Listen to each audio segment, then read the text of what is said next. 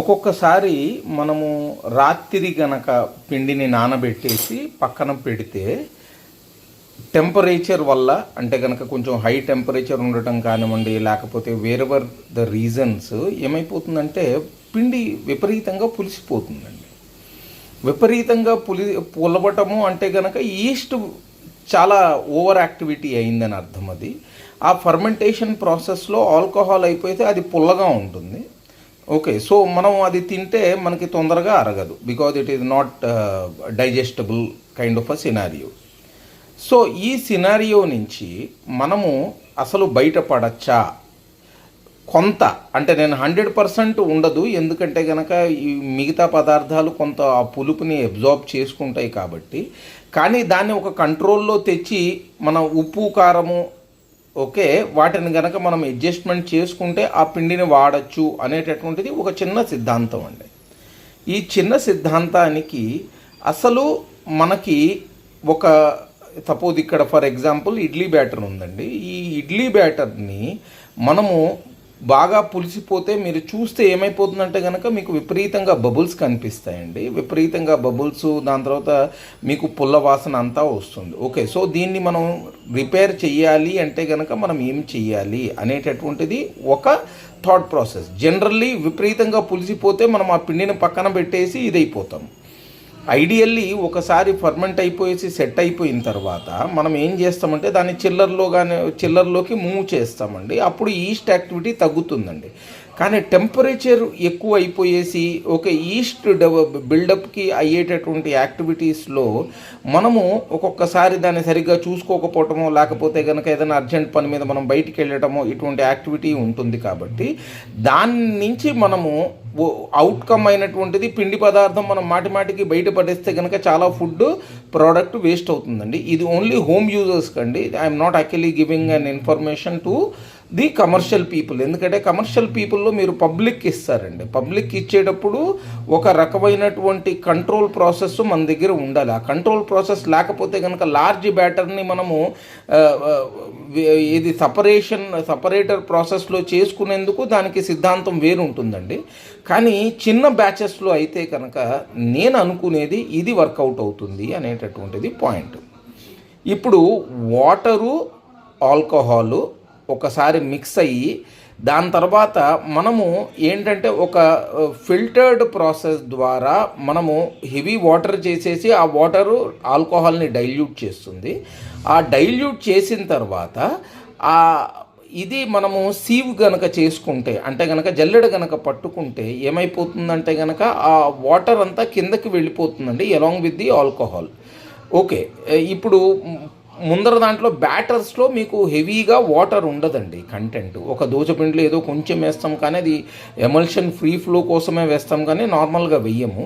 కానీ ఇక్కడ మనకి మన ఇడ్లీ పిండి ఉంది. ఇడ్లీ పిండిలో మనం కొంచెం నీళ్ళు వేసేసి, ఎందుకంటే మనం చేసుకునేది రవ్వ ఇడ్లీ కాబట్టేసి దాని లోపల కొంచెం నీళ్ళు వేసేసుకుని మనము దాన్ని గనక కిందకి పోనిస్తే కొంత ఆల్కహాలును దాని తర్వాత వాటరు కిందకి వెళ్తాయి. ఓకే, దీంట్లో నెగిటివ్ పాయింట్ ఏంటంటే కనుక కొంత పిండి కూడా కిందకి వెళ్ళిపోతుందండి. సో మనము ఆ రెండింటినీ గనక బ్యాలెన్స్ చేసుకునే విధంలో గనక మనం తీస్తే కొంతవరకు ఆల్కహాల్ బయటికి వెళ్తుందండి. ఇప్పుడు మీరు ఇది చూడండి, నేను ఫిల్టర్ చేసేసిన తర్వాత వచ్చినటువంటి నీళ్ళండి ఇవి. ఓకే, ఈ నీళ్ళలో మీరు గనక వాసన చూస్తే మీకు పులుపు కనిపిస్తుంది సార్. సో ఈ పులుపు ఉన్నటువంటి వాటర్లో ఆల్కహాల్ ఉంది కాబట్టేసి మనము దీన్ని వదిలేయాలి.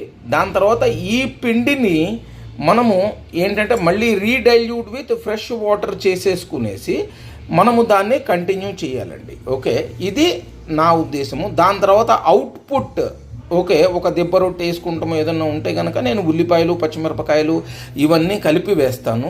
ఓకే, ఒకటి నేను ముందరే చెప్తున్నానండి, మనకి fresh batter okay over ferment కానటువంటిది కంట్రోల్డ్ ఎన్వైర్న్మెంట్లో ఉన్న బ్యాటర్కు ఉన్నటువంటి టేస్ట్ దీంట్లో అంత 100% రాదు అని నేను నమ్ముతున్నాను. ఓకే.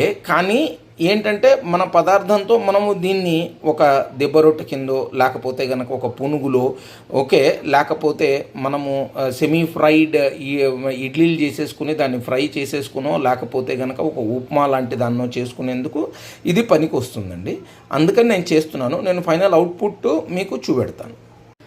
ఇప్పుడు ఇక్కడ వాటర్ గనక చూస్తే చూడండి. మనకి నేను చెప్పాను కదా, కొంచెం పిండి పదార్థము కిందకి వచ్చింది అనేటటువంటిది. కాబట్టేసి మీకు జిగురు కొంచెం ఇష్యూ ఉంటుంది. ఓకే. సో దీన్ని కంట్రోల్ చేసుకోవాలి అంటే గనక మీరు ఏం చేయండి అంటే విపరీతంగా మన బాగా కొట్టేసి దాని తర్వాత దాన్ని ఇడ్లీల కింద వేసుకుంటారో, లేకపోతే గనక మీరు రవ్వ దీని కింద చేసుకుంటారో చూసుకోండి.